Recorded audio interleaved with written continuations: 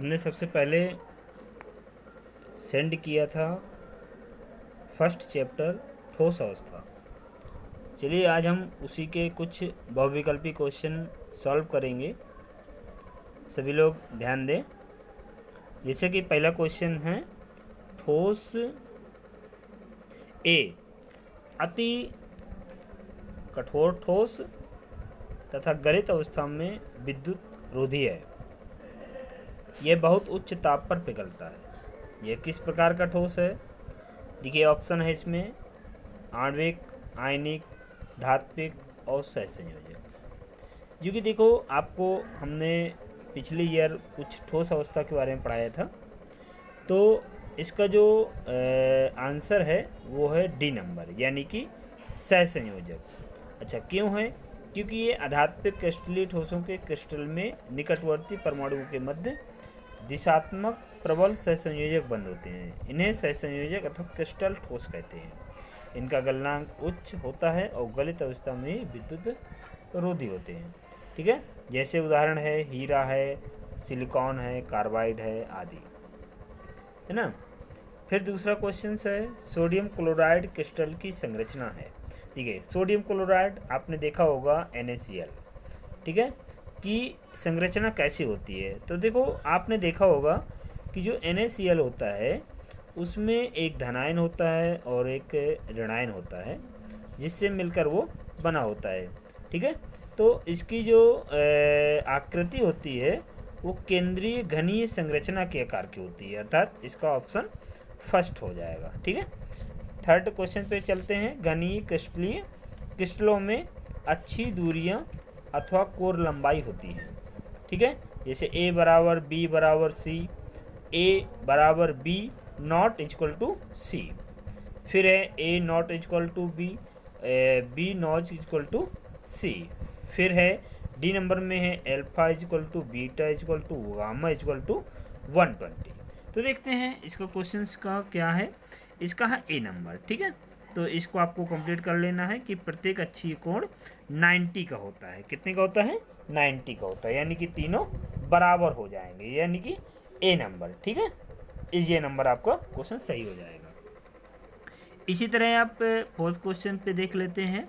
FCC एकक cell के core की लंबाई A और उसके परमाणु की त्रिज्या R में संबंध है। अच्छा, संबंध का सूत्र देख लेते हैं, यानी कि इसमें जो त्रिज्या होती है, परमाणु की त्रिज्या होती है और R होता है ना परमाणु त्रिज्या R, उसमें उसकी कोर की लंबाई A के बीच में कौन सा संबंध का कोण रिलेशन क्या होता है? Relation between A and R, तो उसका होता है आपका B number. R equal to होता है √2/4 इंटू A।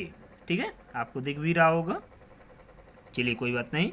अगला क्वेश्चन, निम्नलिखित में से किसमें प्रति एकक कोष्टिका परमाणुओं की कुल संख्या 2 होती है?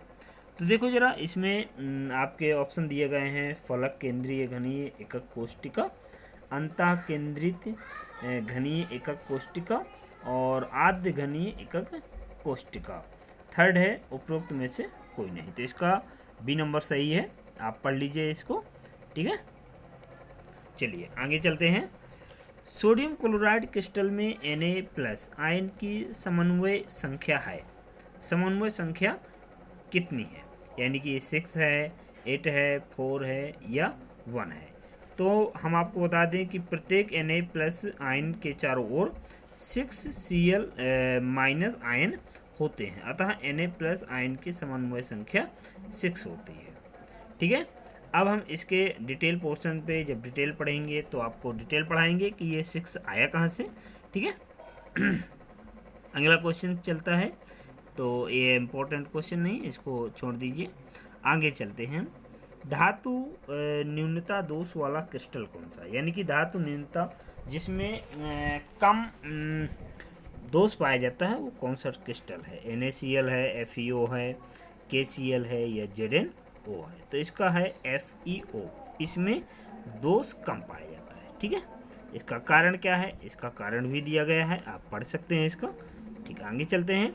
फ्रेकल तथा साटकी दोनों ही दोष प्रदर्शित करने वाला यौगिक कौन सा है? फिर से, फ्रेकल और साटकी दोनों ही दोष प्रदर्शित करने वाला यौगिक है, जैसे AgBr यानी कि सिल्वर ब्रोमाइड। ठीक है, तो इसमें दोनों दोष पाए जाते हैं, साटकी और फ्रेकल। अच्छा, साटकी और फ्रेकल मैंने डिफिनीशन सेंड की है, उस पर देख लीजिएगा, आपको मिल जाएगा। ठीक है, पेज पलटाते हैं, नेक्स्ट की तरफ चलते हैं और चर्चा करते हैं नेक्स्ट की ओर। तो देखिए यहाँ पे आपका दिया गया है अनुचुंबकीय प्रदर्शित करने वाला पदार्थ। देखिए हमने आपको बहुत पहले पढ़ाया था अनुचुंबकीय पदार्थ कौन कौन से होते हैं। अनुचुंबकीय पदार्थ वे पदार्थ होते हैं जो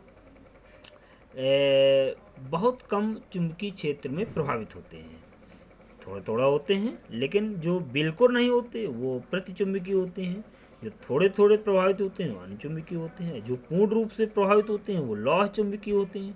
ठीक है, तो अनुचुंबकीय प्रदर्शित करने वाले पदार्थ होते हैं, जैसे O2 है, NO है। तो यहाँ पे देखिए ऑप्शन आपको मिल रहा है O2। क्या मिल रहा है? O2। ठीक है ना, ये दुर्बल रूप से आकर्षित होते हैं चुंबकीय क्षेत्र में। ठीक है, अगला क्वेश्चन से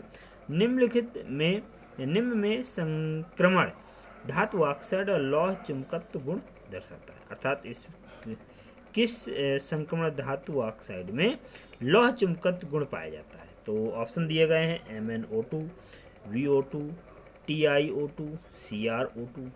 तो इसका ऑप्शन सही हो जाएगा CrO2। ठीक है, कारण भी दिया गया है, आप इसको पढ़ सकते हैं, डिटेल पढ़ते रहिए, आपको दिखाई भी दे रहा होगा। ठीक है, साटकी दोष पाया जाता है। नेक्स्ट क्वेश्चन से इसमें पाया जाता है, देखिए NaCl है, KCl है, KBr है ना, AgBr है और CSCl है। ठीक है, इनमें सब में पाया जाता है, तो इसमें लास्ट में इन सभी में। ठीक है, नेक्स्ट क्वेश्चन से फ्रेकल दोष के कारण आयनिक क्रिस्टल का घनत्व क्या होता है? बढ़ता है, घटता है, परिवर्तित होता है या अपरिवर्तित होता है? तो इसमें क्या होता है? अपरिवर्तित रहता है। क्यों रहता है?